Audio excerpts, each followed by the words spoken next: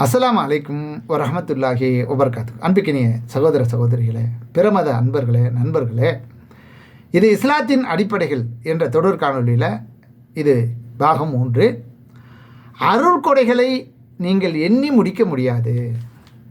அதாவது படைத்த இறைவனாகிய அல்லாஹ் இந்த உலகத்தில் அவன் வாரி வழங்கி இருக்கின்ற அருட்கொடைகள் அனைத்துமே அவன் புறத்திலிருந்து வந்தது. நாம் கண்ணால் பார்க்கின்ற எதுவாக இருந்தாலும் சரி, நம் வாழ்க்கையிலே சுவைக்கின்ற எந்த ஒரு அருட்கொடைகள் நன்மைகளாக இருந்தாலும் சரி, அவை அனைத்துமே அல்லாஹ் வின் புறத்திலிருந்து நமக்கு வருகிறது. அந்த அருட்கொடைகளை நம்ம பிறந்தத்திலேருந்து மரணிக்கிற வரலையும் நமக்கு என்னென்ன அருட்கொடைகள் வழங்கி இருக்கிறது, நம்ம வாழக்கூடிய அந்த காலத்தில் நம்ம சுற்றி இயங்கக்கூடிய அனைத்து உயிரினங்கள், மற்ற வானம் பூமி அனைத்து படைப்புகளையுமே அவனுடைய அருட்கொடைகள். அப்படிப்பட்ட அந்த அருட்கொடைகளை நம்ம வாழ்நாள் முழுவதிலும் எண்ணினாலும் எண்ணி முடிக்க முடியாது என்று திருமறை குர்ஆனில் அல்லாஹ் ரப்பல் ஆலமீன் அறிவுறுத்துகிறான்.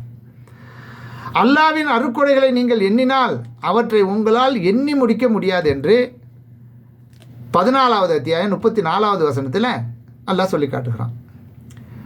நாம் எண்ணாத நியாமத்துகள் ஏராளமான, நம் கண் பார்வை, மூச்சு, காற்று, தண்ணீர், நிம்மதியான தூக்கம், பாதுகாப்பு, இஸ்லாம் என்ற வழிகாட்டல், இவை எல்லாமே இவைகள் எதுவும் இல்லாமல் வாழும் மனிதர்களை பார்க்கும்போது தான் நம்மிடம் இருப்பதின் மதிப்பு நமக்கு புரியும்.